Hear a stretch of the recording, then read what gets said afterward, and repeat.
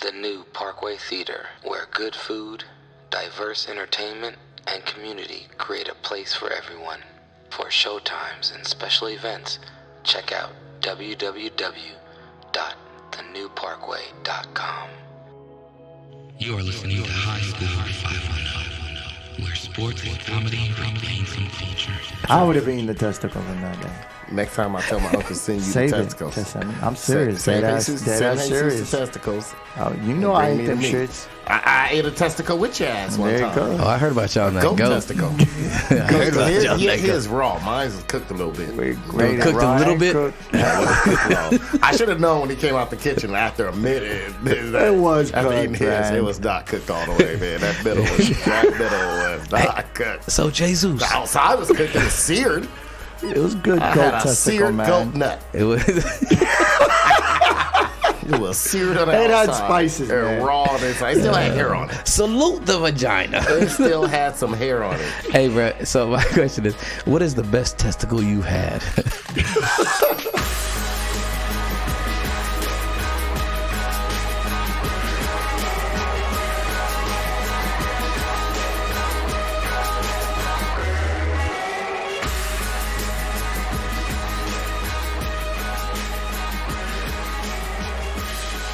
Someone got to be a star. Someone got to be a star. So I figure if someone got to be a star, it might as well be me. I'm like the Bobby Brown of this podcast, and Jared's Ralph Tresvant, right? He over here lead singing. He doing all the editing. The new edition. And, you know, I'm like Bobby Brown. Edition? Nah, these are singers. They were in the same group. Yeah, they were in the same group. Yeah. And, you know, Jared over here lead singing Cool It Now and all the kiddie songs. Meanwhile, I'm ready just, I'm dude, right? my testosterone building up. I'm getting bigger. I'm getting stronger. You know, I'm getting older, and I'm ready to start, humping around. You're ready to turn a 5-star girl into a crack hoe. Exactly. That's how much I'm ready to hump around. I'm ready to hump around, and Jared over here mad at me. How much of you talking think about is that Bobby's? It was hers. He was an alcoholic. She was the drug addict. I heard, that she went crazy. Yeah, she was he never did drugs until he met her. Yeah. He was an alcoholic. He drank. They were painting it the other way. Yeah. She already did drugs. She did weed. She smoked weed. She did everything else. She introduced drug to his life. Oh. So they claim. Oh, Bobby. No, Bobby would drink and have sex with everybody. He was a degenerate. He was a degenerate. See, that's what happened. She was a classy drug user, but she met Bobby.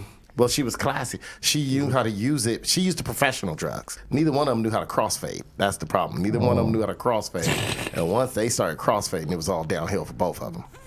Because then they said they would just fight. Dude, you never saw that documentary? Dude, they would order the craziest shit to eat in the middle of the night. Craziest shit to eat in the middle of the night. Before there was even apps to get this shit. Right? No, yeah, they would send their people out. They would send people out, and they never. And Whitney was weird. She never just like, I'm in the mood for pizza. She was like, you know what? I want pizza, this and this, oysters, and hot wings. And I mean, this is before pizza and hot wings came together. So you just see like the people have to basically go to 4 different places and bring the shit in at 2 a.m. while they drinking and smoking and doing everything else. Damn. She was just good at hiding it. Let me tell you, it wasn't that she was good at hiding it. Clive Davis was a genius on how he cleaned her up. She was from the hood. She's from New Jersey now. And not a nice part of New Jersey. She wasn't from no Orange or no other shit like that. Fucking Irvington. Could have been from Fort Lee or Patterson. She was from one of those places. And the thing is that she fit the picture. She fit everything. But no, everyone always gives like Bobby brought her down. No, she was hood. She was from Newark. Enough said. But getting back to my analogy, where I'm Bobby Brown. In fact, What was the name of that other guy? Ralph Tresvant. New Edition. New Edition. It was But New they were Edition. like little kids back then. I mean, they got a little, They started like little kids. They started off as kids. They were like teens. And and Ralph Tresvant was the lead singer, and Bobby Brown was ready to erupt. But that was I'm the not. name? That don't mean I'm leaving the podcast, Jared. That's just me saying that I'm ready to erupt. I'm ready to come out with "Don't Be Girl." I worked so hard for you for 9 to 5. All right, well, should we start the show? I thought we did start the show already. What the fuck? No, we ain't started the show yet. All right. Well, let's start the show. Jay-Zeus. I need a letter. Man, Jesus or Jesus. What's this Jay-Zeus shit, man? Jay-Zeus. I don't know where he Fucking is. me up. I'm gonna fucking correct you through this fucking show with that bullshit. Call me Jesus, bro. But Jesus is... Fuck. Call me Jesus, Jews, Jesus, but Jay-Zeus. Is that a Miami thing? I don't know, man. It's definitely not a Miami thing. What? What's not a Miami thing? What, the Jay-Zeus thing? Jay-Zeus. Nobody says Jay-Zeus, bro. Really? I never Those are heard your own stereotypes of fucking shit, dude. Nobody's ever... Gabriel says that Jesus. shit. They You say... ain't never heard Jay-Zeus ever said in your life, right? Dude, Never. there's a Brazilian Jared's the soccer only player. one. You're special, that's why. Because you are... Jesus. Oh, you talking about the soccer player? Yeah, we already went over this. There is one soccer player named Gabriel. Jesus. But he's Brazilian, so you don't. But it's And it still... must be some weird ass motherfucker. It's still Jesus, though. saying his name. It's still Jesus, They're Jesus. fucking his name up. The commentators are fucking up the guy's name. You know, I've never heard people call Jesus. I think it's actually kind of tight, dude. You one of the few. You are Jesus so don't black. think it's tight, dude. Call me Jesus. Fuck that. Well, you know, as long as it's not Jose. You'll take that better. You don't like Yeah, I'll Jose? take that, Jose. Anyways, Go ahead and ask for your letter. Call me Jesus, bro.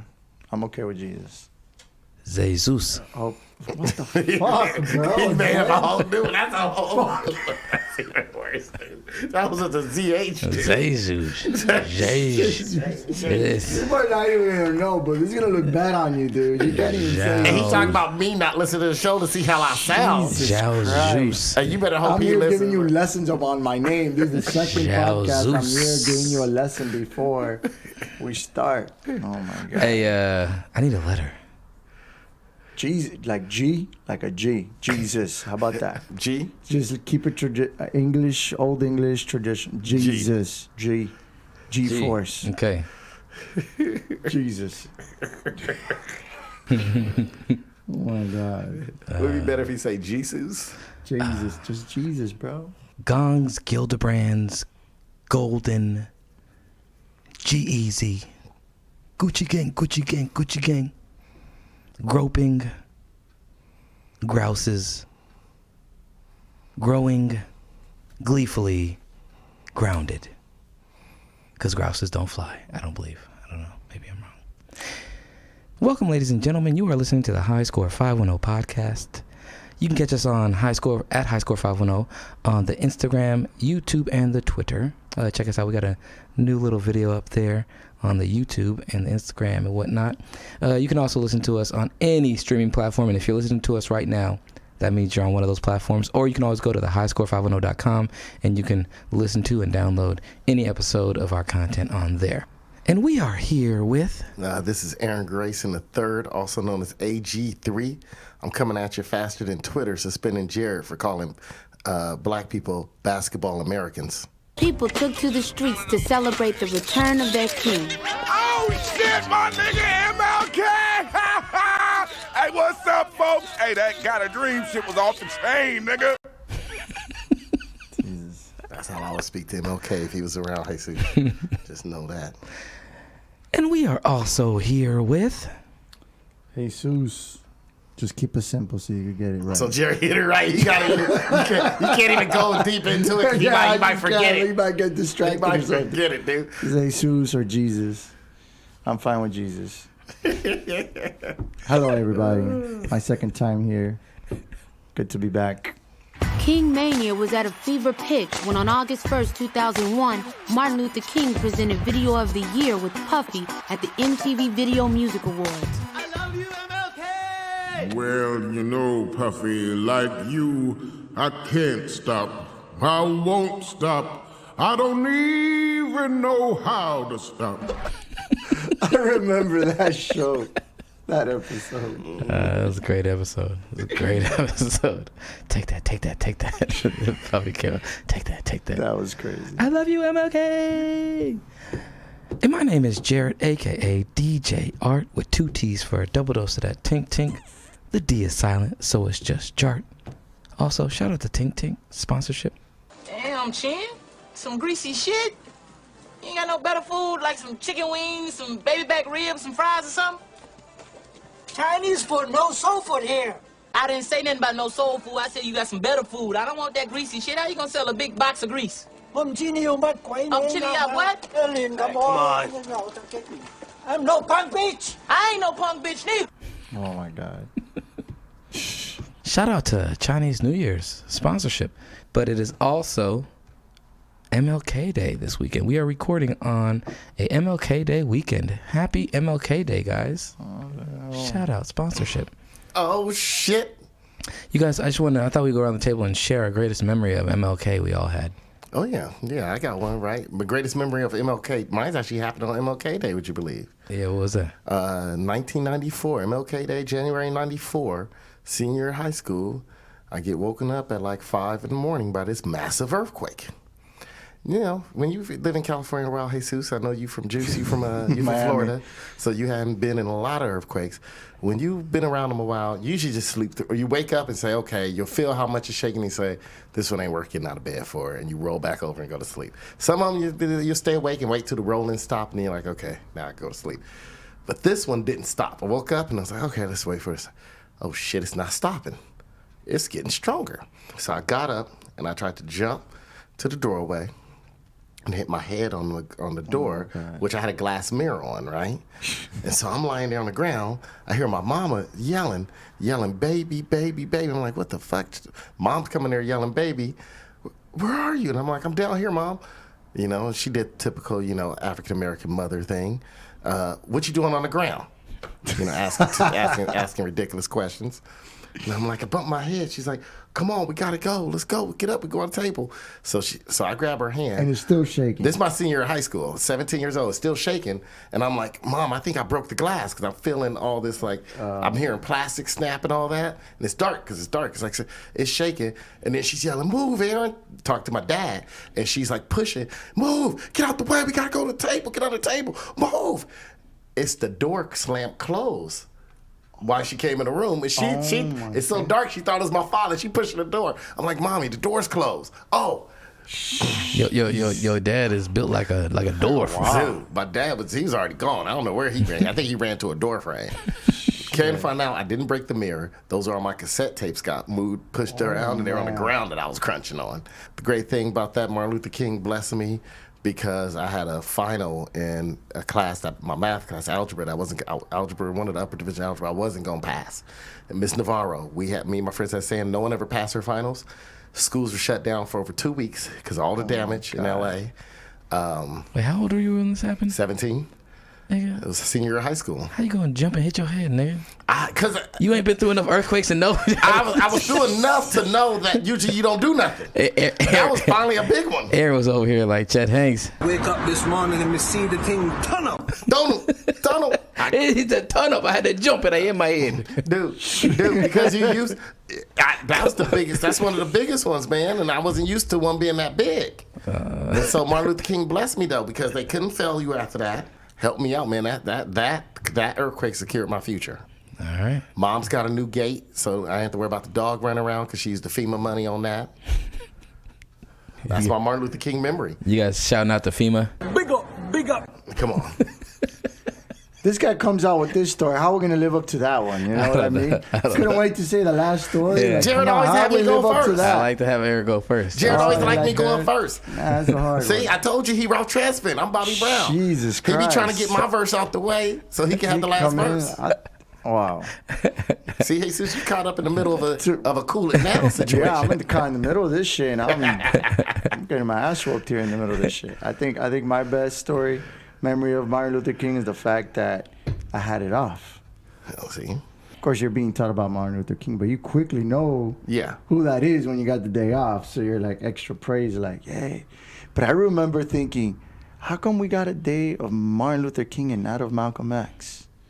That made me ponder. And then when I was like 10 years old or so, was it 10 years old when that movie came out? I think I was 10 or 12. When Malcolm X came out? The Malcolm X movie by Spike Lee. Oh, you was older than that. But I saw that movie and then I was like, okay, now this makes sense why they weren't celebrating Malcolm X's birthday in Florida. Yeah. It came out in 92. 92. You were 14? 14? No, I was 16, so you was 15. 15, okay, yeah. Just to let you know, Jared, that quake was a 6.7. No, that's solid. That's solid. It was the same as the Especially if it Loma was- Prieta was 6.9. So Loma Prieta was 12 seconds. The Northridge one that I went through was 20 seconds. Or I guess my greatest MLK story was probably the Oratory Fest they used to have in elementary school. The MLK Oratory Fest. They'd always have it every January. It was a big deal. It seems like it's less of a big deal nowadays. Maybe it was just my school. I never heard of it. I've been working here. Yeah, the kids, you could do inspirational kind of civil rights speech. You could write your own speech. You could, and you get up there, and it was an honor and homage to the civil rights movement. So that was one. I never won though. You never went though, but you had the aspirations too. Well, I always get up there, but I didn't find my voice on how to talk and speak in that way till I got a little older. But the other one, the gift of MLK Day is not really found on MLK Day. It was found once I got real good internet in college. Because my parents were cheap, and they didn't want to pay for internet when I was in high school. So we had dial-up. So dial-up was like real bad, real bootleg. When I got to college, I was able to download anything I wanted. I was able to have fast internet that wouldn't take a minute or two to upload a web page. Nonetheless, if I was going to download a song by Avant back in 2000, or 2001, it was going to take overnight, right? So instead, I was able to, got to college. They had that T1, whatever internet, pretty fast. I could be downloading multiple things, LimeWire, Morpheus, shout out sponsorship. And one thing I did was I downloaded a bunch of different MLK speeches that were on there. I would listen to MLK speeches, like old MLK speeches when I would go to bed. Just have that shit on in the background. It's actually kind of interesting. You hear the ambient noise, people in the crowd. He was a great speaker. Great speaker, very good speaker. His cadence and his tone was reverent and inspiring in certain ways, but also very slow and calming to varying degrees. Yeah. So I would fall asleep listening to that motherfucker on a frequent basis. So shout out to MLK. You gonna try that tonight? Sponsorship. Try that tonight. You ain't gonna ask MLK for a sponsorship. What? Oh, my bad. You're not even alive. In news this week, Akon got $1 billion credit line from a Chinese government or company so that he can purchase his own city in Senegal. Wow. I want to know this, and I saw that article. I read the article, and I was thinking, damn. Is he buying a city that already exists or just some empty ass land? I have no idea. It didn't say it. I read the article and I tried to find. I was like, I wanted to see on the map. I wanted to see something. I'm trying to figure out, is he just buying some projects and be like, this is my new city? This is my new city, man. But he's the right person to give it to, right? He's donated a ton of money to Africa. He's done a lot of work. He's done more work in Africa than anybody else. Yeah, only person that's done more work for the black community is Rachel Dolezal. The only person in Africa that's done more work for Africa is Idi Amin. Oh my God. You didn't say good work. You just say work. He did a lot of work. He was putting in work. You gonna forget the bullets cost money. You're lucky half of your listeners don't know who that guy is. You gonna forget. You gonna forget. How you gonna forget about your boy General Butt Naked though? Jesus, y'all! I can't believe I forgot about my boy. That is the fighters who used to fight naked. You know that. You know who that was. Us Jerry knows this stuff, man. The boy General. Hey, man, that was the greatest documentary you ever seen. Shout out to General Butt Naked sponsorship. Come on our show. Jesus. My boy Balahi. It's interesting. I found it interesting. Akon's been very philanthropic and been doing a lot of work to help, hopefully deal with disease and lack of resources in Africa. He's really trying to help. Was it the Africa summits or whatever? I seen him speaking at those and said some really good shit. Seems like he's well educated and pretty fucking smart. Surprised he hasn't gotten shot. Too, yeah. Right? Well, it's one of those things where the only thing that they would want you to believe about Akon is a couple of those songs he did, and then him throwing that white girl off stage. But other than that, it's they don't tell you about all the other shit he's doing, and that's why he's been kind of out of the music game, or a lot less, prevalent in the American music game. But yeah, it's kind of interesting. It's cool to see him. You know what I'm saying? He got $1 billion credit line from China. My boy. Shout out. Well, I don't know. Hey, dude, there's a lot of Choi. Chinese money in Africa right now. A lot of Chinese money in Africa. Man, we don't want to get started on Darfur and what happened with all that. Oh, yeah. There's a lot of shit going on. There's a lot of crazy shit going on. No, but that's really weird that China gave him a credit line. Mm-hmm. They'll lend out money as long as they get some money back. They gonna own. They gonna but own is most it of just that about city. money? About lending money? Because look at the history with the World Trade Bank and the way they get people in in debt, and then they control you like That's that. and that's their So whole if anything, point. they might give him this money to shut his ass up. Well, They like, are yeah. or to control that city, or if it was an already city. Akon, shout out sponsorship. Hook us up a little bit of that money so we can, be owned by a Chinese government and hopefully, make something off this podcast. You're part Chinese, aren't you? Yeah, I am. Shout out, Gung Hei Fa Choi, nigga. You have Chinese. Supposed to be Chinese New Year coming up. You have Chinese? 50? 50-50. 50-50. 50-50. No wonder you be looking very exotic. Like Formula 50. That 50 cent That 50 grape cent drink. vitamin water. That was the best one. That was the only one that had flavor. Tasted straight like grape juice. Yeah, it had a little Kool-Aid in it. 50 cent, that Formula 50. 50-50. Yeah, I remember that. In other news, 23andMe has sold the rights to a pharmaceutical drug. It's supposed to be an anti-inflammatory drug, but they sold it to a Spanish pharmaceutical company derived off the DNA that they've been collecting from all the people who use 23andMe. And they sold our. Well, it's funny because when I was gonna do it, and then I read all the shit that it said, and I was like, dude, I'm basically giving up my DNA for them to use. But I was of like, course, fuck what that. you think it was? Yeah, fuck that. I'm not doing this. I've never done that shit. No, I'm not doing it. Yeah, I didn't do it. I didn't even order it at that point. I just read that shit. Jared, you did it though, right? I did it. My brother gave it to me as like a holiday gift. He's like, hey, figure out our DNA. I was like, thanks, bro. They're going to know me. I can't commit no crimes now. It doesn't matter. My hair ends up everywhere anyways. So yeah, it's actually Armorol. It's a Spanish pharmaceutical company, and they sold the rights to them. It's one of those things where it's a fine line. Like, people are paying for 23andMe, right? And there's services of them breaking down and doing genetic markers and saying historically where you came from, or potentially like they send you emails and which updates. they really can do. Well, they send you emails saying like, hey, like you probably came from like this tribe in this area or in this region of the world. They also can tell you like based upon your DNA, like certain maybe like medical like predispositions or whatnot. But people are paying for this, and then they're making way more money off of what you're paying for and giving to them to then develop drugs and sell it. But all that ancestry stuff, through the track your genetic, it's all BS. You think it's all BS? Because the way genetics can work is if you're part black or part white, and if you have, your father's side of the family has a certain gene that traces them back to India, and then your mom has a certain gene that traces back to, like, let's say Afghanistan, and then y'all get together, it could seem like your family's from a certain tribe of Pakistan because they have the same genetic makeup as someone from India and Afghanistan. You understand? Mm-hmm. That's like if I make a soup and it has a black bean soup and it has garlic, black beans, and green pepper. Just because I put a black bean soup together with garlic and green pepper doesn't make it a Cuban black bean soup.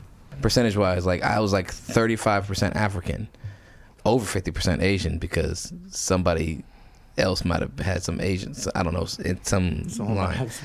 Slightly over 50% Asian, but then in like 12% like European, and it said the regions where the markers hit. So it's interesting to see like the lines of probably where the different peoples that interacted came through to then create you, is what. Well, yeah, does. And then there's that whole Silk Road that went from China all the way to Turkey. Like, that was a big melting pot. People have been mixing for a while. For this like genetic testing come up and say, oh, you're Afghanistan and you're Pakistani or whatever. Yeah, they're just out there trying to make some that money. Silk Road thing's been happening for like almost like the beginning of human history. Well, I think that's tight though. That's one of the cool things is like we learn about different anthropologists and different civilizations that lived and like how they like what their movements were, what their trade routes were, and how they interacted with other countries or communities that weren't these countries at the time. That's even more like context to build into that if you have both those. But we have a very rigid understanding of our countries and our histories that only go back so far. That's why you gotta watch Ancient Aliens. Shout out sponsorship. Which I think that Ancient Alien is racist in a lot of ways because it's trying to discredit people of color of building magnificent Actually things. building things, yeah, saying some aliens came. They ain't even see, Jerry, you ain't even hit that angle, man. You over here giving all these aliens credit. Nah, man, you know the pyramids were built from the top down. Yeah, see, to begin with. I ain't got them ignorant niggas trying to talk to me in college like that. To begin with, I'm gonna tell you this, dude. From my African side, I'm gonna tell you this, Jerry. You get me about 15 Hebrews, and I'll go out there and build a small version of the pyramids. Yeah, man, you give me 6 or 10 cheerleaders, and I'll build you a pyramid. Nah, but mine's got to be Hebrews. Hey, but what I'm trying to say is like corporations, we can't trust them. that was one of my first contentions with Ancient Aliens. Like, I took it as like an offense, like they're discrediting what all these ancient civilizations of black and brown people did, right? And these accomplishments of engineering, these accomplishments That they still can't do to this day.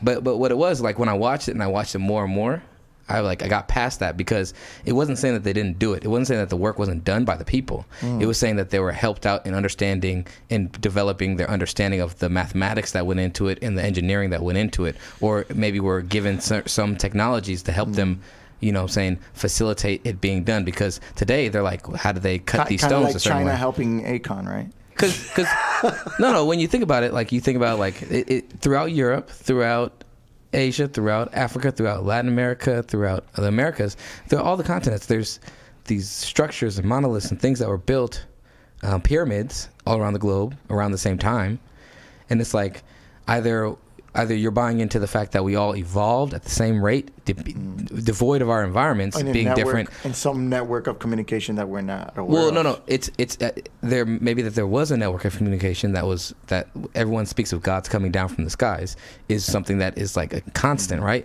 But the other thing is, are you nature or nurture? Are you some combination of both? If you're gonna say that, hey, human beings all started evolving on these different continents at the same time, around the same time, and we all evolved at the same pace, to where basically we figured out a certain geometric plan of pyramids at the same time, to where we all decided to start building pyramids around the same time on different continents, then you're saying that you are all nature. That's fine. If you think it's all nature, this is how we evolved. We evolved sociologically, we evolved mathematically and engineering-wise, and mentally as social creatures, all in the same like route. Doesn't matter the environment. Yeah. The environment's had no indication, no effect on that. And that's where I'm like, I don't believe that. The first few times I watched it, I was like, this is a racist-ass show, saying the Native Americans or the people in South America, Native Americans, or the Asians or in Africa, they couldn't have done these things, or people in the Middle East couldn't have done these things without somebody, you know, doing it for them. But as I like watch the shows and watch these episodes, they're not saying that they came down and did the work for them and took that away. They're saying that they came down and gave them the information and or helped along with the knowledge for them to then still be able to do that, and maybe provided them with certain forms of technology. Some have the mythology, like the Zulus. Like, how do they cut the stones? How do they cut the blocks to be able to move like certain stones? Like some of those stones, they're like, this would be a very difficult thing to do right now, and you would need high-powered machinery and big quarries of this, that, and the other, and this area does not have that stone. The other thing is, if you look at religious context, and this is me, we'll get off the Ancient Aliens tip in a minute, but the Ancient Aliens thing, like, I can believe that just as much as I believe any religion, because most religions have a certain theme, which is a god, a supernatural being, an extraterrestrial, not of this intervening, came down and interacted, taught us something, gave us something, interacted with the peoples. That's what they always said, and they described it in different ways based upon their environment. You know, some people said some people called it a dragon, some people called it a crow, some people called it, you know, a chariot of fire. Different things came down and they interacted with us. But that would make sense. Or it could be time travelers. Some people believe it's time travelers. Come on, man. Oh, don't get me started with time travelers. Yeah. Shout out to Ancient Aliens sponsorship. Come on our show. Yeah. Real talk. So you don't believe in Ancient Aliens, though? No, I do. If anything, I'll rely more on that information than these pharmaceutical drug companies owning rights to genetic property. That was really part of your body. Don't do it. Don't get no ancestry. Especially if you're a person of color, don't do it. Yeah. Well, hopefully they'll come out with a drug that'll help me live till I'm 875 years old. I don't want to live that long. You know, the hell with that. I'm trying to be like Dracula. You hear that? Jesus. I just try, I'm trying to keep my hairline as long as possible. I'm trying to, do all the good shit. Hairline. There's no worth living if you don't got no hairline. Forget the erection. Jerry's like, forget the erection. Forget the erection. Give me the hairline. Give me the hairline. It's with the hairline. That's all I need. As long as people say I look good, this hairline look good. Yeah. Give me the erection too. Can we keep the erection for 837 years? I'll be fine. Yeah. Yeah, that 6-hour erection. Oh yeah, man. I'm trying to get some of that deer meat and some of that watermelon like Aaron, and be good for set for life. Just like a constant supply of that. Set for life after that. An aphrodisiac? No, I didn't take it as an aphrodisiac, but the shit just worked. I was eating it because I was about to go work in the fields. Yeah, with an erection, you were working the fields with an erection. Might as well have an erection. He was. You got a buck male deer meat. You got. You should have eaten the testicles off that buddy. Didn't need the testicles. You would have eaten the testicles, man. You would have been sleeping, waking up with the heart on every day. That sounds like if I had I would have eaten the testicles on that day. Next time I tell my uncle send you the testicles. I'm serious. Send dead Jesus the testicles. Oh, you know I ate them shits. I ate a testicle with your ass one time. Oh, I heard about y'all on that goat. Testicle. His raw. Mine was cooked a little bit. Cooked a little bit? I should have known when he came out the kitchen after a minute. It was after cooked, eating his, man. it was not cooked all the way, man. That middle was not cooked. So Jay-Zeus. The outside was cooked. It was seared. It was good I goat had a testicle, seared man. goat nut. It was.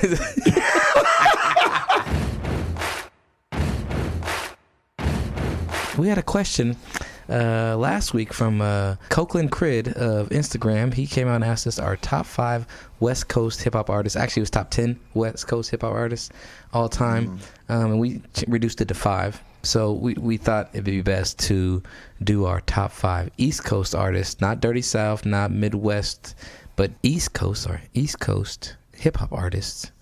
Top 5 all time. All right, so we'll start with Aaron. Yes. Go ahead, Aaron. Who are your top 5, My top 5 East Coast hip hop artists all time? My top 5 all time, EPMD. That's 5. I got EPMD. Great albums. Every album was a hit. They all went gold because, albums didn't sell a lot, rap albums back then. Rakim, very important. One of the greatest lyricists ever. Had that voice, too. My number 3 is Tribe Called Quest. A Tribe Called Quest. We said artist, right? Not group. Right? Is the question artist? I think you can a group can be an artist. It's an artist group, right? So yeah. I think that's fair. Because together they were tight together. Yeah. Even with Jerobi, and everybody, and my boy Ali Shaheed. I mean, it was tight. Tribe Called Quest, man. It's the greatest album. Some of that. It's one thing I say I listen to each week is Tribe. Nas is 2. Nas is 2, representing New York. No one represents New York like Nas. Like his style is all New York. Like ain't no sellout, ain't no nothing. It's New York. Number 1, not one of my favorite artists. I love his first album, Reasonable Doubt. Jay-Z, Reasonable Doubt, one of my favorite Jay-Z albums. I mean, he has some other albums I like. I got some songs off the Blueprint here and there, and some other songs. But Reasonable Doubt was my favorite album. But he's there because he's just, you can't have this list without him. Not one of my favorites. I mean, if it was just favorite, it'd probably be either Gangstar or DMX in there. DMX, I like to tell you this. The reason why he made the second album the way it was, The Flesh of My Flesh, Blood of My Blood, you realize none of those songs could play on the radio. He was upset that the first album, he felt like it got too commercialized and too radio play. That's why he came out with Flesh of My Flesh when not one song could be played on the radio, and it was tight. Remember, that album came out like months after. It felt like it was like 6 months after. So he didn't want nothing to be played on the radio. Was that his second album? His second album was Flesh of My Flesh, yeah. Is that the one that he's like covered in blood? Covered in blood. Yeah, shout out sponsorship. Jay-Zeus. All right. Who you got? I have RZA. Oh, by the way, Jay-Zeus is if you don't know, Jay-Zeus is our East Coast correspondent. That's why we're doing the East Coast. He's our East Coast Caribbean correspondent, so he knows the entire East Coast better than we do. He lived it. He lived it. All right, sorry to interrupt. Go ahead. All right. I got to say RZA because, he's the one who created Wu-Tang. He was the mastermind behind it, and he's the one who's produced the beats for the Wu-Tang. So if it weren't for RZA, there wouldn't be no Wu-Tang. So RZA. And I got to go with Tribe for sure. I thought this was like artists, so I was saying Q-Tip. Yeah. But, Tribe. Yeah. Because, Q-Tip wouldn't have been able to do the stuff he did without the others. But, for a long time, people didn't know how much he was producing those albums. Yeah, no, yeah, I didn't know that for a long time. Yeah, it came out in that documentary. Yeah, that he wouldn't put his name in taking credit for it. He put it down as a group effort. Yeah, I thought was very humble and great of him. But when the Laundry came out, he said it. You know, I'm the one producing all these hits, and I'm not taking credit for anything. So you know, and I would have to say Gangstar, because Guru and DJ Premier. Timeless beats, you know. And then KRS-One is another one of mine because he's the teacher, you know. His lyrics always been on point. And Kool Keith is my fifth one. Is there a particular order? He's the fifth best, or is he number one best? Oh man, I don't know. That's kind of rough to put him in order. It's hard to put him in order. Hey, was Kool Keith? Was he also the bad villain? No. He wasn't. No, I don't think so. He was. Oh, he's not Victor Von Doom, MF Doom. No, the two he different put people? Dr. Doom. But he wasn't MF Doom. No. Okay. Yeah, there's a difference. Yeah, he had over 12 aliases. Kool Keith, which both of them, KRS-One and Kool Keith, were both from the Bronx. Yeah. But a lot of people sleep on Kool Keith. The bridge is over. But he's been around since '84. The bridge is over. The bridge is over. The bridge is over. It's a good list. Can you go back over the list one more time? I would say RZA, Tribe Called Quest. And if I'm putting them in order, KRS-One, then Kool Keith, and then Gangstar. Okay. For me, I'm gonna go with The Roots is number 5. Ooh, yeah, that's good. I like their style, their flow, their kind of a live band. They're a band, yeah. That's their shit was tight to me. Even though not everything was like a banger, was like super tight. Like I could appreciate like the fact that they were putting together music and original, and the flow was always solid, and the message always seemed to be quality. So I always appreciated them. My number 4 would probably be Nas. Because I don't really listen to Nas too much. I like Nas a lot, though. He was tight. Nas was cool. But knowing, like, all the songs that he did do and some of the stuff that, like, you know, I just hear. And, like, I know that song, but I don't, you know, I didn't really, like, buy the album. But I know that song, and it's, like, an important song in my understanding of hip-hop. Nas is number 4. Number 3 would probably be Biggie. Biggie's tight. I always liked his stuff, but didn't like him more than Tupac, but he was tight. Biggie's good. People might be mad at me for that, but Biggie, it was a hard list. Yeah, it's a tough list. East Coast had a lot of artists. A lot of artists. Yeah, so I would say Biggie's number 3. Man, you remember that verse that he said? That this girl was so fine that I'll suck his daddy's dick. You know about that verse? From the first moment I seen I heard my life was a fix. Dude, it's crazy as fuck. Yeah, you were so fine, I suck in your daddy's dick. Yeah. Trust me, that was one of the first times I bought in college was Biggie Smalls' Notorious B.I.G., the first one. And I listened to that shit. That shit was crazy, right? You hear that shit and you're like, what When I first hell? met you, I thought my life was a fix. You're so fine, I suck in your daddy's dick. Yeah, he always had verses that were like that. I got a story Just to tell. caught you off guard. You about to match a moment? Oh, shit, no. You a whole cokehead out here, bro. Nigga, you gonna suck his daddy's dick for that? Dude, that's what he said. Not let his daddy suck his dick, but he would suck his daddy's dick. I'll suck your dick. She must have been that fine. I would. You know what? That I appreciate he took it to a level that most people wouldn't even, you know, be able to get at. Let you know. It was his first album too, so he was a hungry. Yeah, he was trying to get out there. I bet you all the old heads of hip hop were looking around and look at the white people looking at them like, they're getting them some new niggas. You know? They's down to suck some dick. Drop some shit about Biggie you don't know. Not to cut you off, but I just had to say that because a lot of people don't know that about that verse from Biggie. That's funny. Marcy Projects. Marcy Lala. That's what Jay-Z. Jay-Z is probably like not in my top 10. But anyways, number 2 on my list, Lauryn Hill. Ooh, I thought about it, but then I thought she only had one album. Unless you count her with the Fugees. She had the Fugees. And then that makes 3. She had her solo album that was like ridiculous. It was ridiculous. It did one of the tightest ridiculous. album ever. It was like It was almost on Bobby Brown level. It was worth 5 Bobby Brown albums. That's what I was about to say. It was almost on Bobby Brown level. Oh man, Aaron, It was come on. the success of all 5 Bobby Brown albums barely even came within range Christ. of that success of I'm that gonna have to album. agree with Jared on that one. I know I just said that just to fuck with you guys, because Jesus Jared, Christ. just because Jared wasn't giving Bobby Brown credit. Bobby Brown don't The deserve that level of much her credit. singing and rapping. Oh yes. no! It was tight. It's tight. I went to see her in concert after she made that album. She's tight. Before she started crying and acting Before she stupid. went She's crazy or something. No, as an Okay. artist though, she can flow. Her flow was tight. She could spit her. See, I part. also count. That's a really good. I slept on that. I would No, have I probably thought added her about to it, my but 5. I thought about Biggie, but I just thought they didn't compare it to all these other people who just got mad tight albums. I couldn't put them higher than them.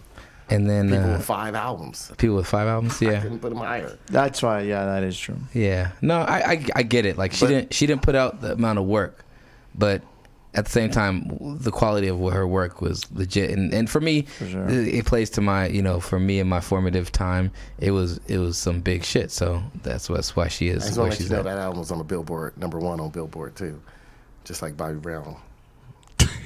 Don't be cruel. He's really hung up on this Billboard I know. thing, He's huh? jock riding Bobby Brown. How long was it on Billboard #1 for? That's a great question. That's a great question. And then my #1, the greatest Haitian of all time. Oh shit! Who's he gonna say? Tell me Oh what shit! thing. No, it shouldn't even be on the list. Dude. Who's he saying? The greatest artist. I can't He's believe this, dude. He should. Who's he gonna Number say? one. I hope I don't He think he overrated said this what he person more said. than Puffy is. Dylan. Who got choked by Dylan? My boy Wyclef Jean. Oh, Shout out sponsorship. Wyclef is your #1. That's his #1. Oh my God. He must have left an impression on you with all those songs. Someone please call 911. Wow. Man, he had my girl Mary J. Blige out there singing, talking about shooting niggas. Man, that was a tight song. Fan mail.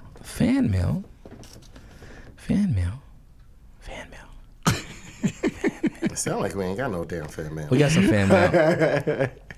So the fan mail I have is coming from RCO2 on Instagram. He wants to know, now that the scheme is cracked wide open, will most teams fold up their own cheating schemes, resulting in a drop in upward offensive trends baseball has seen over the last couple seasons? To kind of summarize it, now that this scheme has been, blown up in a big way, do you think that other teams whose forms of cheating haven't been discovered yet, do you think they're going to pack it up and not use it for a while, which is going to result in less offensive numbers in baseball? No, I think the offensive numbers will still be up there. I think the team, I'm not of the belief that everybody's cheating. Yeah. And, I mean, it's baseball. You're allowed to cheat a little bit. You're allowed to, if you're on second base, you can steal signs. You could do things like that. I mean, hell, you can steal a base, right? Yeah.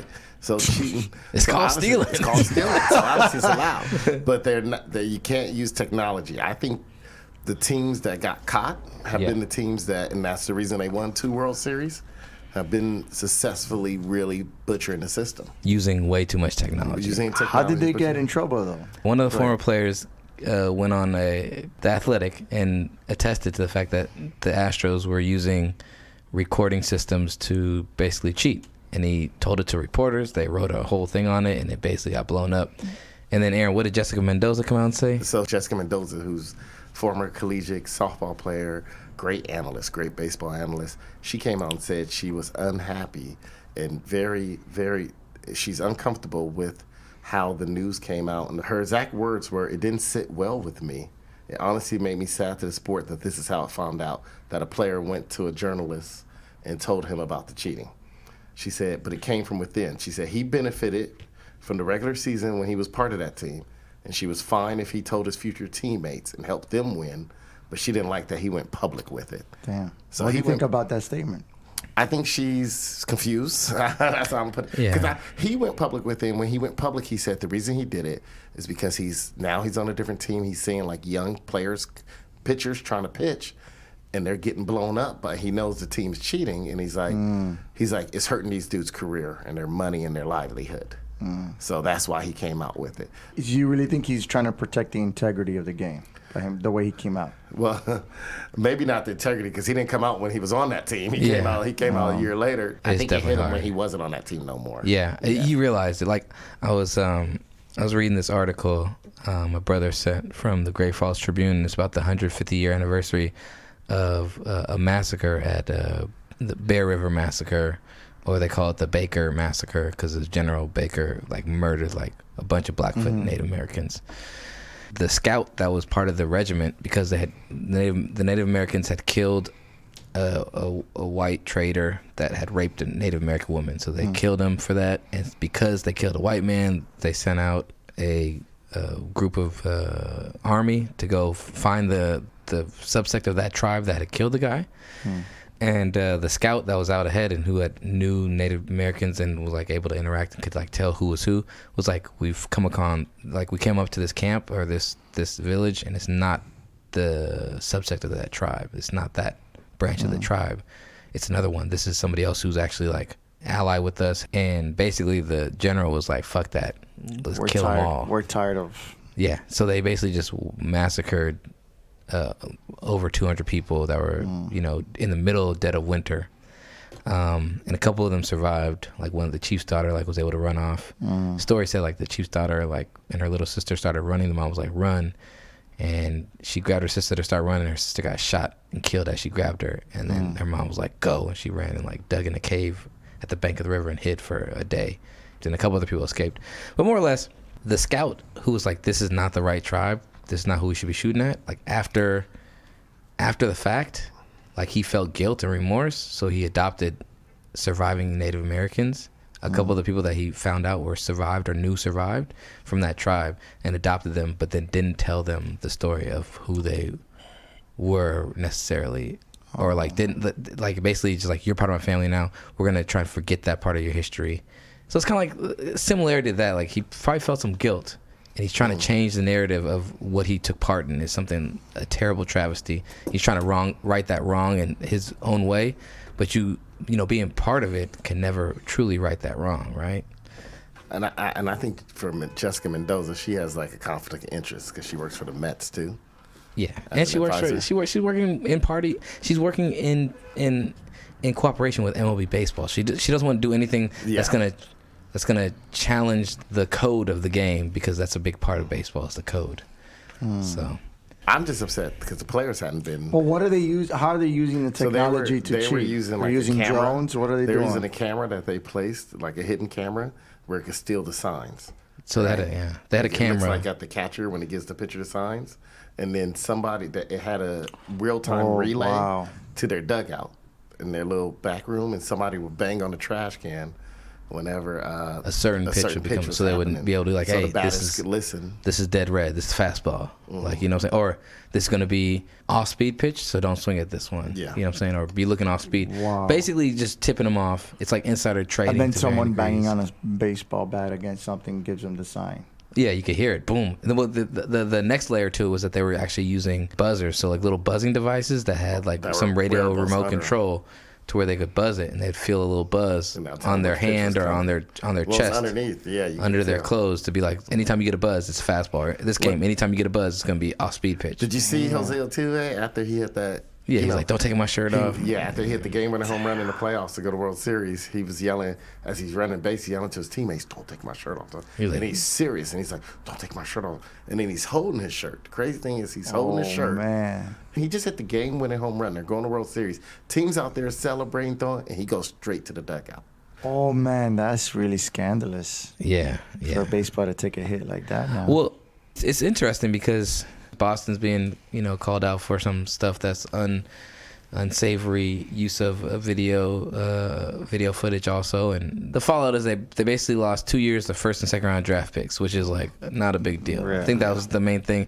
And then their GM and manager got suspended for the whole season, this upcoming season. Fired them. And then the owner just fired both of them, and then they got fined some money. But there's nothing that's going to stop them from being able to be relevant in the next future seasons, other than the fact that they lose a couple of draft picks. So you agree then? No, I think if this was a football scandal, it would have been. It probably would have been worse. It's hard because typically these cheating scandals, like with video, like the Patriots, they lost draft picks and money. Yeah. But no coaches were necessarily suspended. No players were suspended from it. That's true. Yeah, it is worse when you have a team who's using some kind of systematic form of gaining an advantage. You're really actually tangibly affecting a greater proportion of the fairness of the game versus one player cheating, one player doing PEDs is helping himself, which if he's a big part of the team could be a big deal. But if there's a lot of guys who cheat and aren't big deals on their team and they end up just not being good anyways.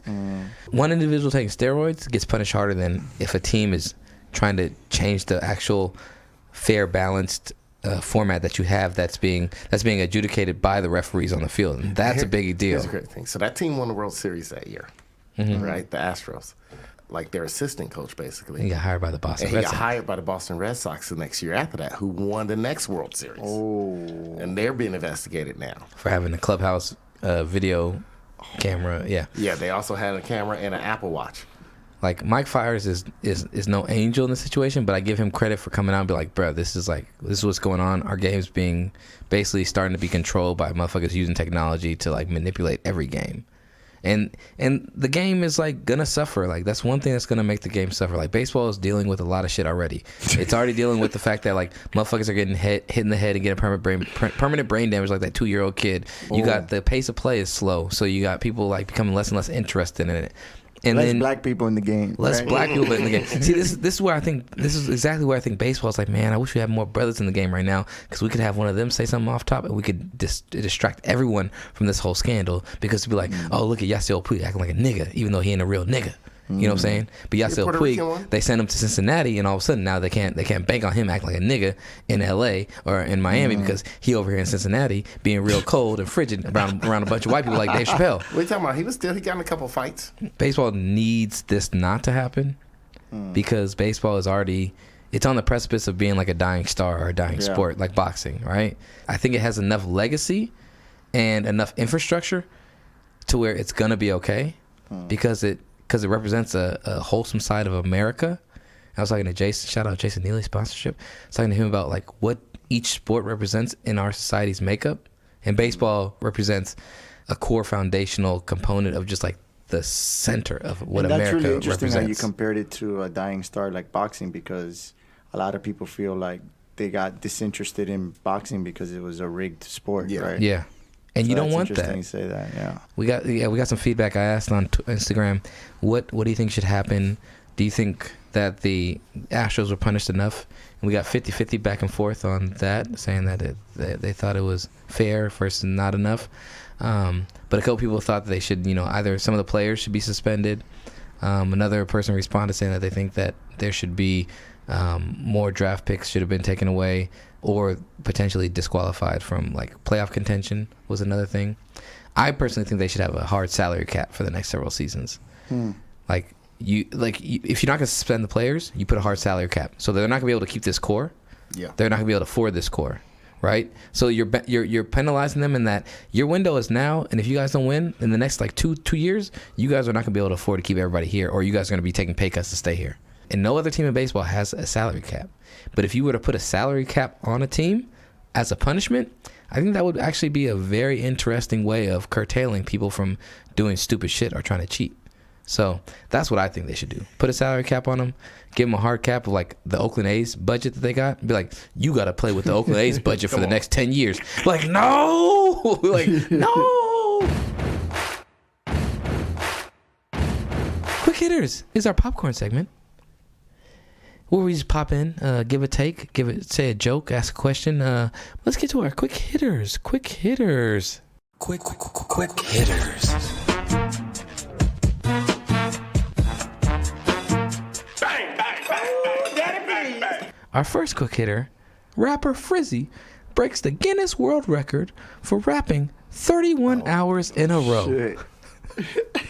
He received 5-minute breaks every hour and had 2 doctors on standby to make sure he didn't have any issues medically. He broke the existing record by LA rapper named Alvarez, who also had broken Mers's record before that of 24 hours. Whatever happened to the days of breaking records just by doing something without trying to break it? Man, what happened to the days of just rapping good? What about quality, right? Just good quality rapping, huh? How about some of that? Shout out to Frizzy for going out to a mall and acting like a spoken word motivational speaker for 31 straight hours. I would love to hear some of that shit that he said, right? I got some right. Oh, damn. Dude, shout out to Guinness World Records for trying to keep itself relevant by selling any title it can create.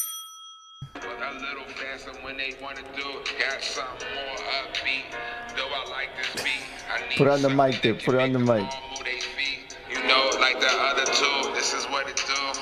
Then it's going on. I'm about to break the record. I feel I'm going strong. I get it wrong, get it He's right. keeping it very monotone. I'm about the city when I'm rapping, man, it's all good. Then they tell me I'm the dawn. Oh, yeah, man, it moves. And those are the highlights. The judge just said at Guinness Book World Records for listening to the shittiest rap songs.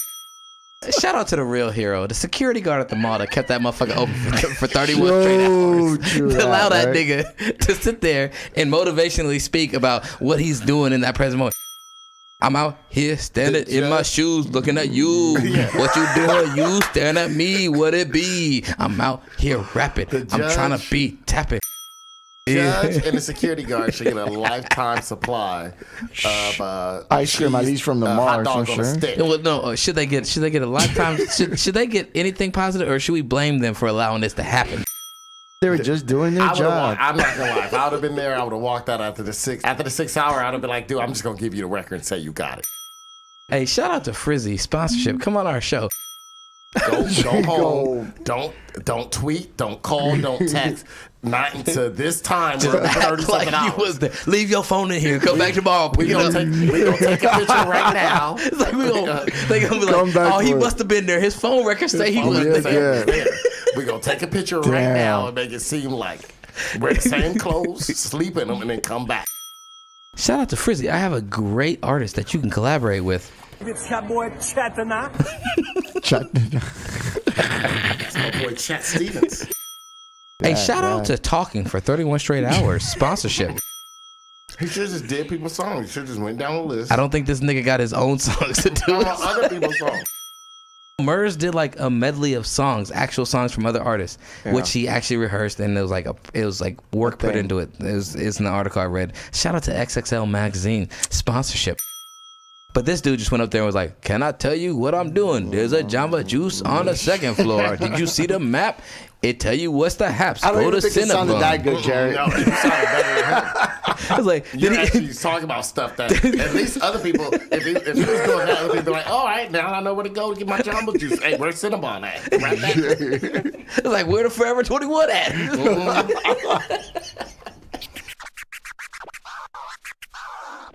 Antonio Brown comes out this week with a Instagram live video from his own feed of him berating his baby mama of 3 children / former housemate / former harem mate and the police in Hollywood, Florida about her trying to take one of his Bentleys. On top of that, Antonio Brown has continued working on his music videos and music career. And on top of that, Drew Rosenhaus released him of his contract because Drew Rosenhaus says, this nigga needs help. She's trying to take your kids to school. Man, just let the girl take the kids to the school. Like, come on, man. Shout out to Antonio Brown for not being able to say, hey, yeah, go ahead and take the car, drop them off at school since they're my kids and I want them to get educated. But seeing as I talk ignorant, they don't really need to be educated. But go ahead and take them to school. If you don't return in an hour, I'm calling the police saying that you didn't bring the car back. That's all you had to do. Or even, I'm going to call an Uber. He didn't even suggest that through the whole parade. Like, I'm going to call an Uber. You go take the kids. Yeah, he could have did that. Come back. The kids don't have to see this mess. Go, and then we'll continue this mess after you drop the kids off, because obviously the kids were late to school. I don't think the kids went to school. Shout out to Truancy, sponsorship.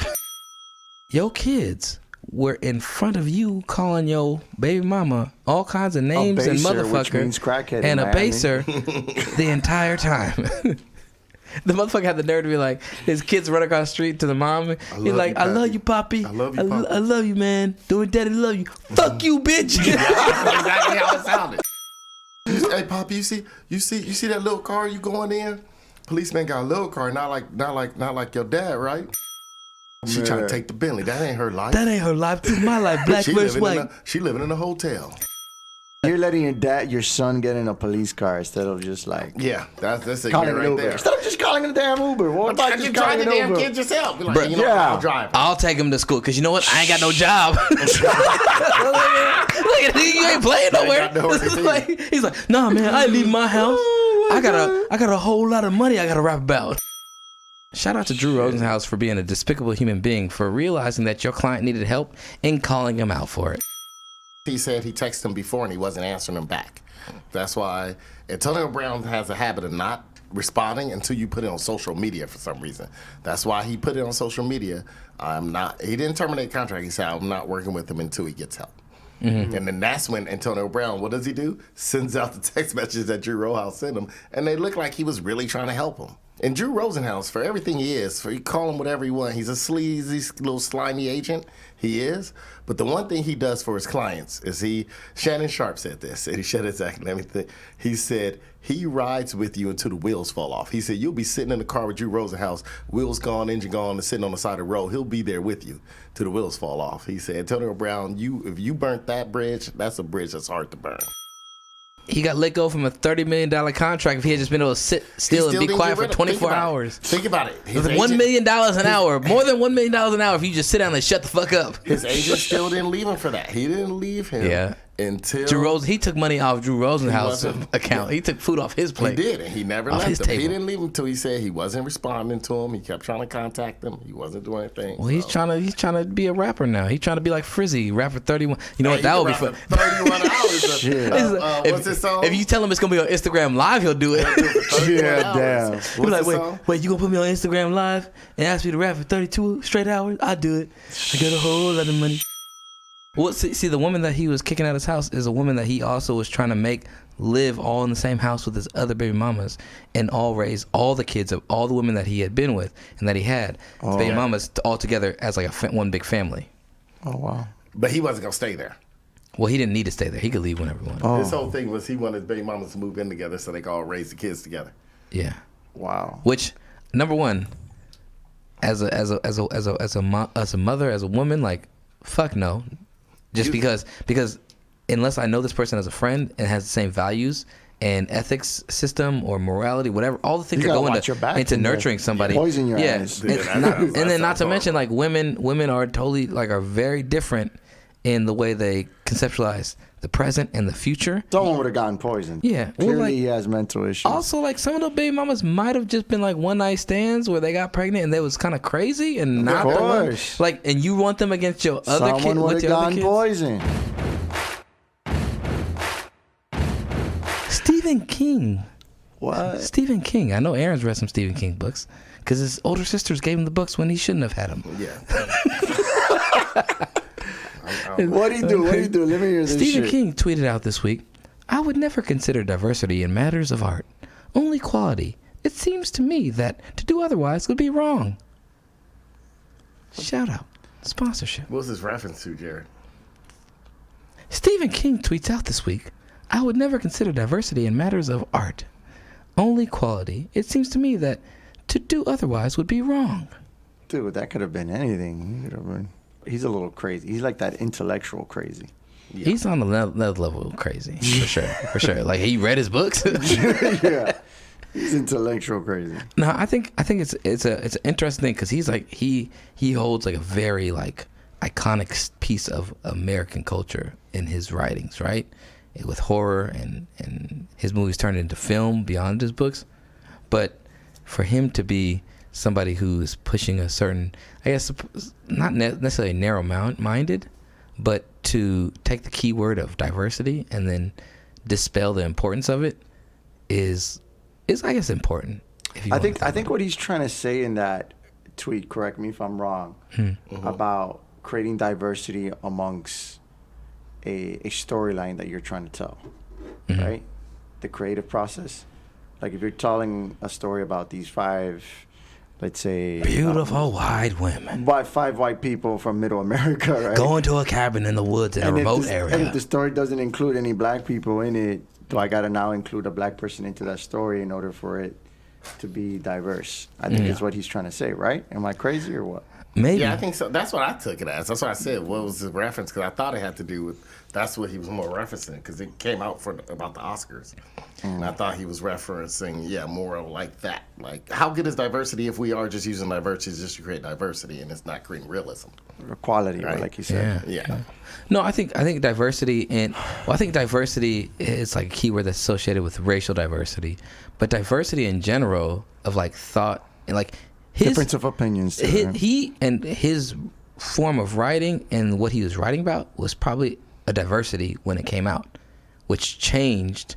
And granted, like obviously people thought it was good, but like I think it seems as though for somebody who is pushing a form of art that is at a time probably was not like widely accepted when he first really started to come on the scene and explode, for him to not think diversity is important seems a little bit like backwards in the thinking, kind of like Stephen A. Smith. Yeah, but I don't think he's saying, Jared. I think you're taking it too past the way he said. It's not a race diversity thing. He's just talking about art. I didn't say anything about race diversity. I'm saying that his diversity was the fact that horror movies, smut films, all that shit was like we were very rigid. Horror movies out when Stephen King came out. They already out. The Omen was already out. The Omen and all that crazy ass shit. And Poltergeist. But that shit was a big deal back in the day, right? Actually, it was a big deal. It was a huge deal. It was a big deal, and it wasn't widely accepted. It wasn't something that was widely, easily accepted. And for him to become mainstream and become somebody who was synonymous with the genre, and for a lot of his books become movies, is like that's like one of those things where you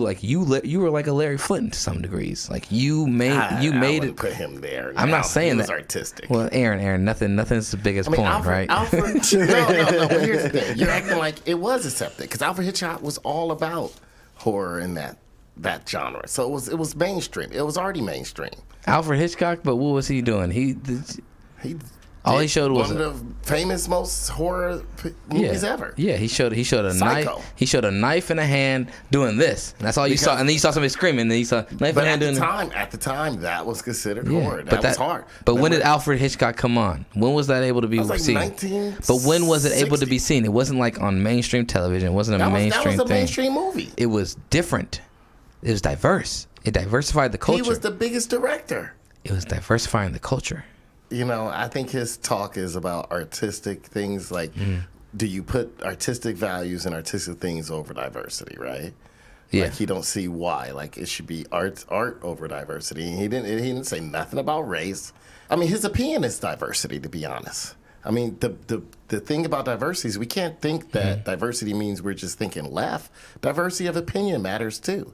You know, and that's the opinion he had. No, I don't completely disagree with his opinion. I just think a lot of people took it as racial diversity, and then people got mad about that.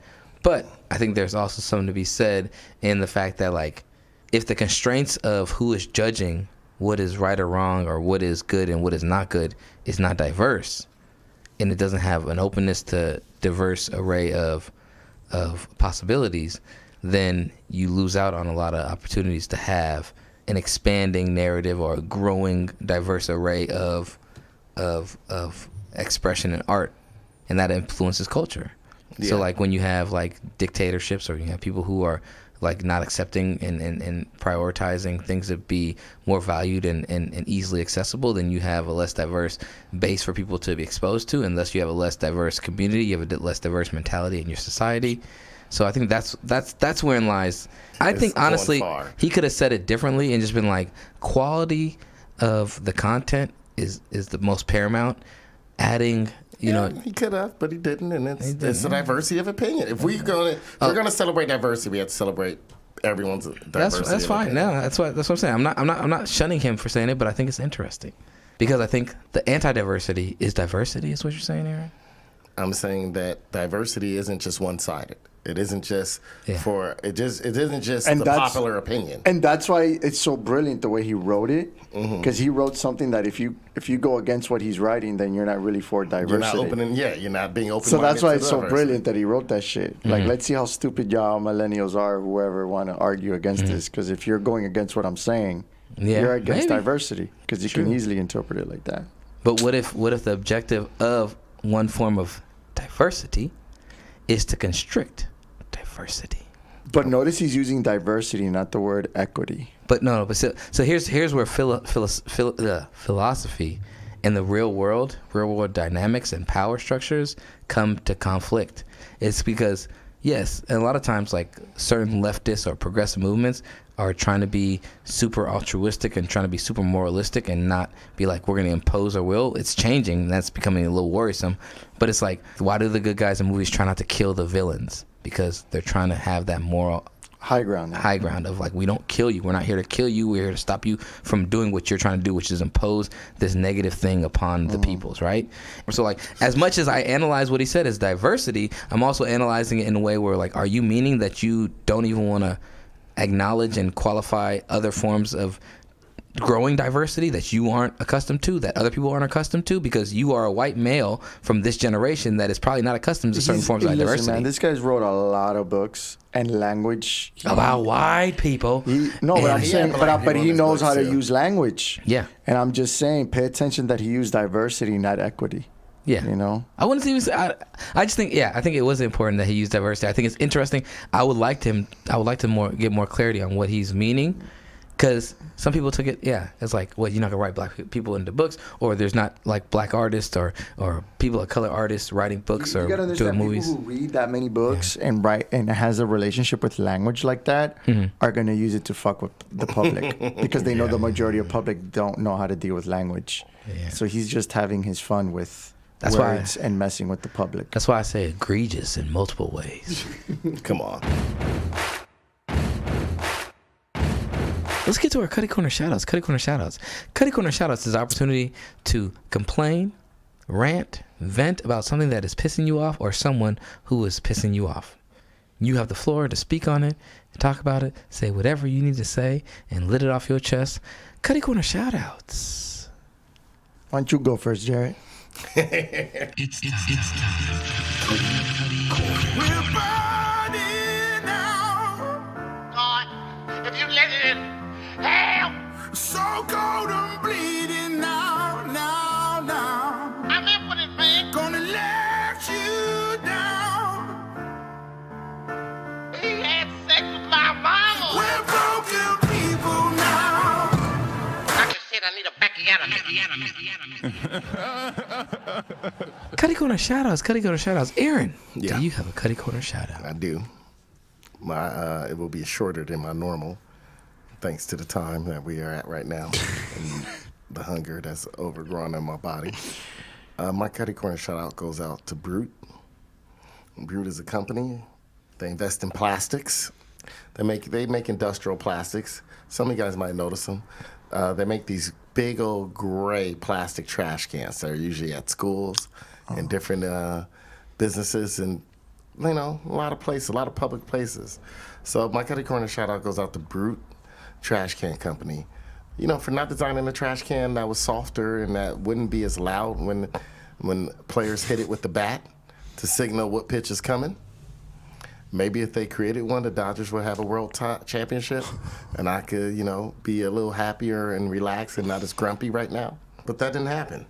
Now I thought about giving me a Cutty Corner shout out to God for having that also that flood overtake and come over Houston and having the hurricane. What was that, Hurricane Andrew? What are you talking about? Andrew was in 92, man. Was Andrew in Miami? In 92. Whatever, Hurricane Sal, whatever it was called. Whatever that damn hurricane was, I can't. Well, that's like... Whatever hurricane hit Houston in 2017 Harvey? Caused the whole country... Hurricane Harvey.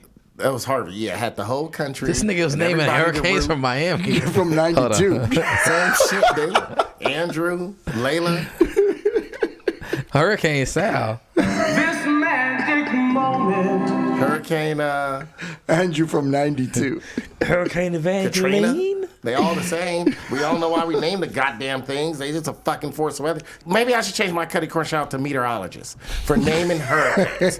Why the fuck do we name hurricanes and now you got me sounding like a fool? You don't see me out here naming every goddamn storm that come through here. I ain't naming that. Hey man, we should name this drought. This drought should be Drought Fred. How about Storm Fred that's coming through? Nah, it's a fucking active nature hurricane. Guess what? You live in certain parts of the country, you get a lot of them. Jesus is from Miami. He knows. Okay. How many hurricanes would you say hit Miami a year, Jesus? A year, at least 10, 12 that get made and That's the that thing. are coming through 10, your 12 way. hit Miami. I don't want to say hit Miami, but they're passing through enough to scare people. If They know how to design a city that knows they're going to get hurricanes. Why can't you say the first hurricane of the season, the second hurricane of the season, Yeah, the third hurricane we season? have They gotta go through the alphabet. Yeah, we gotta go to the alphabet and give them names. and- You know how long it took for me to figure out that the damn naming had to do with the order of the damn the order. hurricane? Yeah, We sit here and we name a hurricane, so then they give us reason. That gives Red Cross a reason to have people donate blood, which they charge the hospitals for and make billions and billions of dollars. Shitty ass but supposedly a non-profit.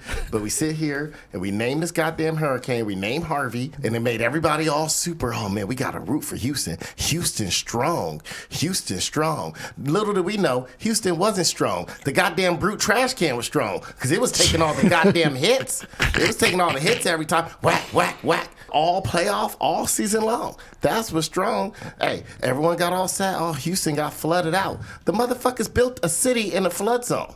Guess what? Miami get hit with hurricane after hurricane after hurricane. I don't hear nobody saying Miami strong, Miami this. No, they know how to prepare their shit. But no, we got to be Houston strong back in 2017. You know, I wouldn't be surprised if goddamn Red Cross sent that brute trash can straight to the Houston Astros. That's my Cutty Corner shout out. There's a lot of people got caught out there. I guess it was brute, it was God, it was meteorologists. It was city planners that don't know how to keep levees and say, hey, let's just keep building suburbs and flood zones. I like Aaron. He really got going there. He was heated, man. Yeah, he was able to. You see how agitated he is now? I know. Let's make lemonade. That's what I'm saying, man. Shout out to all the meteorologists that just pissed off Aaron. Because we're tired of being the tram donkeys, acting like you some one-man GPS. Exactly. Jay-Zeus, do you have a Cutty Corner shout out? You fucking butchering my name is a Cutty cutout, man. This is the second podcast I'm on. I gave him an explanation of how to pronounce my name. We even played that Brazilian guy saying Jesus, you know? Yeah. But this guy's fucking it all up from that. Where you trying to get it from? It did sound more like Jesus than the Gabriel Jay-Zeus. If you listen to FIFA, Gabriel Jay-Zeus. Well, we gotta hear this shit. It's my cutout, so you just listen there, all right, buddy? Just sit tight. Okay, go ahead. Let's see the third time I come out to teach this guy to say Jesus. Jesus or Jesus, buddy. It's not that hard. Or Jesus, all right, if you want to say it like that. You'll give him that? Yeah, I'll give him that. Jesus. Jesus.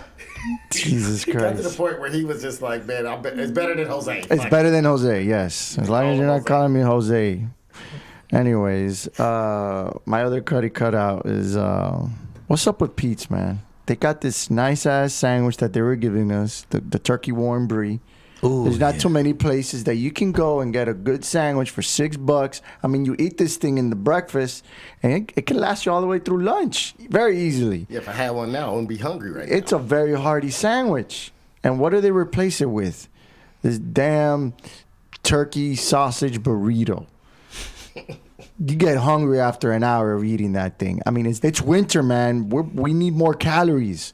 Give us a sandwich that at least is at that same level. I don't get it. That's a good what? At least it's also smaller, that burrito. Yeah, like how much you think that sandwich weighs? At least half a pound. That sandwich is nice. Yo, there's a lot of turkey in there, a lot of cheese, a lot of cranberry and the brie. You know, there's not too many sandwiches that you could eat of that quality for $6. Hey, shout out. I'm going to give you a diversity magic moment. Oh, yeah, man. What's a sandwich? You can't knock his Cuban vernacular, man. Did I mess up the word sandwich? I hear you. The info is sandwich. I was like, what is a sandwich? That's a Cuban accent. You fucking with my accent, bro? That's a Cuban accent. What is wrong with you, man? It's a Miami accent, dude. Why are you fucking up the diversity here of different and accents he over here getting mad at Don't get Stephen mad at my King. diversity. Fuck y'all. Y'all get mad at my diversity. I'm being diverse. You getting mad at Stephen King. Based upon y'all terms, I'm being diverse. Man, you fuck up my name. Now you fucking me up. I'm being on the word diverse. saying sandwich. I'm being diverse. I'm just giving you a magic moment for the sandwich. All right, man. Thank you. Anyways, fuck, man. Pete, get your shit together. My second Cutty Corner shout out goes out to Jose Altuve. You know, you made me really believe I could have made it to the pros. Being a dwarf, being 5'6", Called a dwarf. Come for the on, little man. You was representing for the little man. You had pop, you had power, you had speed. You was tight. You were tight. You were an MVP candidate every year. You were an inspiration to the dudes who were not considered because they weren't 5'10" to 6'3" and could throw 90 miles an hour and could, you know, look like they could just hit a home run at any given chance. You were a dude who beat the odds and showed your ability. However, with all this bullshit talk about y'all cheating, using cameras, Aaron let me know that you was batting 130 versus 450 during the playoffs, home and away. It's made me realize that you ain't shit. And if anything, I'm a lobby that any fantasy league I play in, baseball-wise, any player affiliated that used those systems, be suspended from the league. Because you got my hope up. You made me think that the little man could do it. You know, back in my prime, I probably should have just stayed in and continued to play baseball and try to play at some school and see if I could get drafted in the 87th round of some draft and play in AA or single A ball for 5 years before maybe I make it up to, you know, steal a base in the playoffs and never make it again. But at least I get one accrued season. Man, you want a tissue, man? This is like some heavy shit. Man, back in my prime, man, Jose Reyes, first and third speed, baby. Shout out, sponsorship.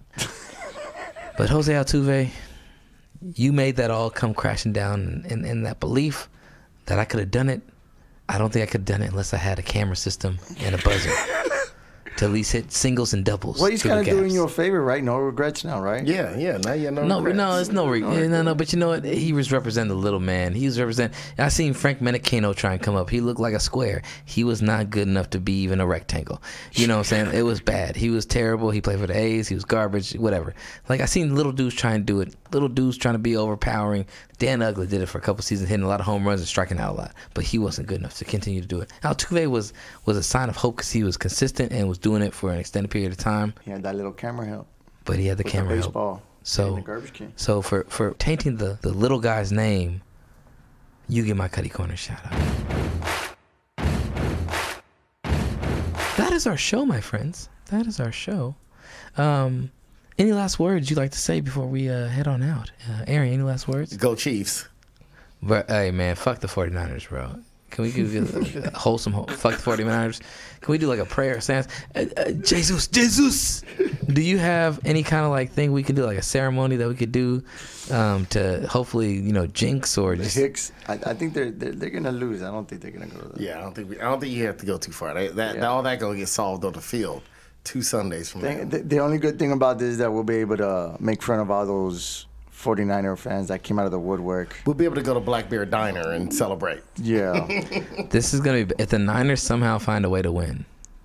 That's going to be bad. Dude, this is one of the worst things to happen in sports. Dude, that was one of the most stressful times of my life is them in the Super Bowl. Like when they lost in the championship game against Seattle, I was so happy. When they made it to the Super Bowl the year before that, I was like so pissed off. I was like, oh my God. It could have been worse. Yeah, it could have been worse. You could have told Nate you was going to watch the game by yourself and then him invite like 5 people over your house for that same Super Bowl. Jay-Zeus. All right, Jesus, my friend, amigo. Jesus, do you or your sandwiches have anything you'd like to say before we leave? No, man, thank you. It was a great show. Thank you for having me. Yeah. Thank you for coming.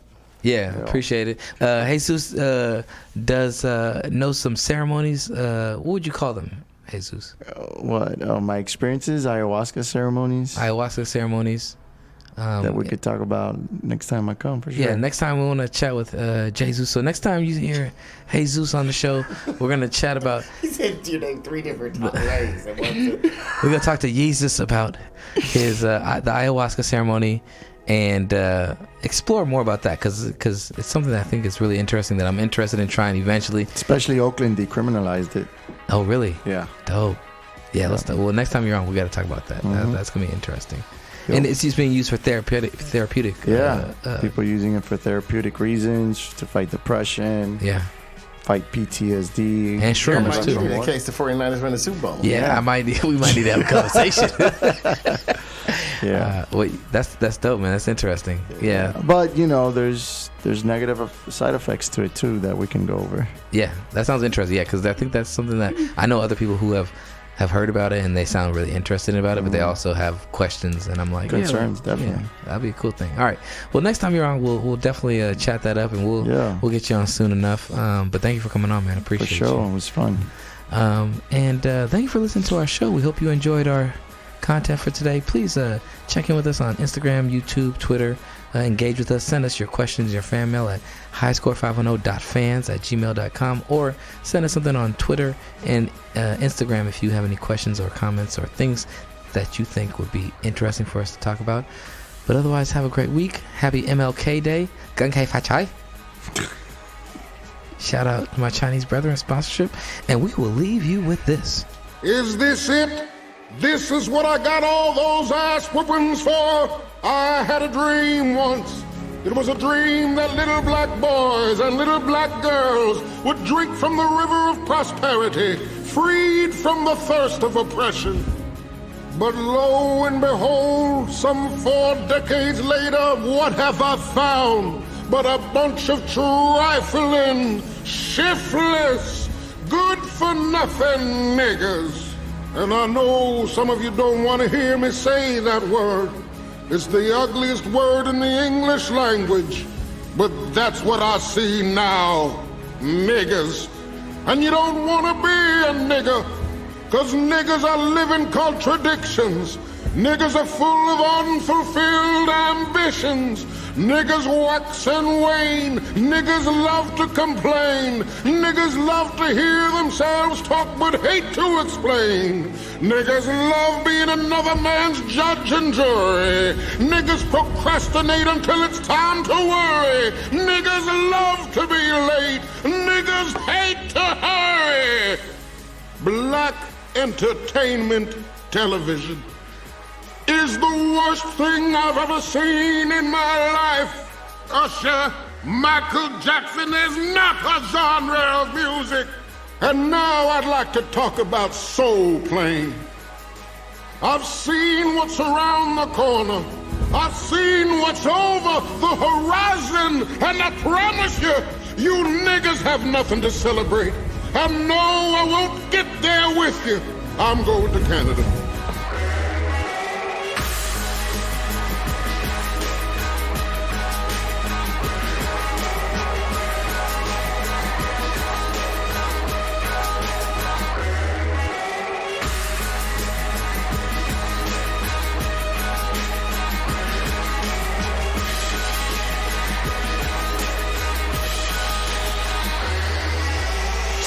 What was your most ghetto experience at a club before? My most ghetto experience at a nightclub. My experience. No, I'm not gonna be anything in Miami, bro. If y'all don't know, so sorry, we didn't really reintroduce. Jesus.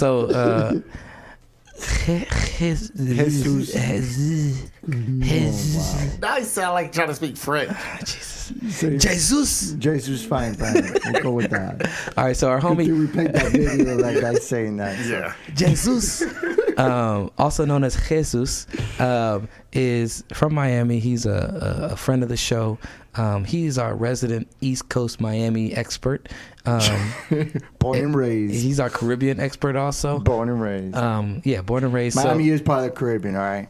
Speaking of craziest nightclub incident I've had. Why'd you say you're not gonna beat one of his stories? Because number one, he's older than me. He grew up in Miami. Yeah. And from what I've seen on the first 48, from what I have seen on cops, from just generally what I've seen on a Florida man, I know that it don't go down the same Florida, way. Right? Miami is part of Florida. It's part of Florida, so shit goes bonkers, right? So it's not even trying to compare, you know. I'm so sure of it that I'm willing to put it on the podcast right now. Yeah, I haven't been partying to anything crazy. Wait, does outside the club count? Well, at least my story is the actual establishment doing the ghetto shit. Oh shit! So is this the one that had a horse coming in? Yeah, here it is. Wait, a horse? So I was already living in Cali, but I went over there to visit, and I I was hooking up these two people that I know, this Puerto Rican girl and this Puerto Rican guy that I knew. And I'm like, hey, you're both Puerto Ricans. Why don't you hook up? And whatever. We went out. And we went to this club inside Coconut Grove. And Coconut Grove is like a very touristy place. So I didn't think it was going to be ghetto. It was going to be a safe bet, you know. So we go to this club. Oh, my God, it's so ratchet. I'm like, where the hell these ratchet people came from? They're not tourists. I know these are all local Miami people. It's like it went downstairs into like a basement, no windows. It was just really crazy. And I was like, what the hell? Where are these people come from? So I'm like, it's one of those clubs you go in and you got to watch your back, you know, like the whole time. The club ends, right? They play all this, you know, fabulous West Coast gangster music, all this crazy stuff. And then they cut the music off and they start playing really crappy techno music. Like really weird, crazy. And I'm like, what the hell are they doing? Yeah. And everybody's leaving the club like in a hurry. Yeah. And me and my friends and the other person there, I'm like, we're looking at each other like, what the hell's going on? Meanwhile, while some really drunk ass people are the only ones left on the dance floor, they start spraying pepper spray into the fucking club, the bouncers. Bouncers have bandanas over their fucking faces, and they're spraying pepper spray into the fucking sky to get people out.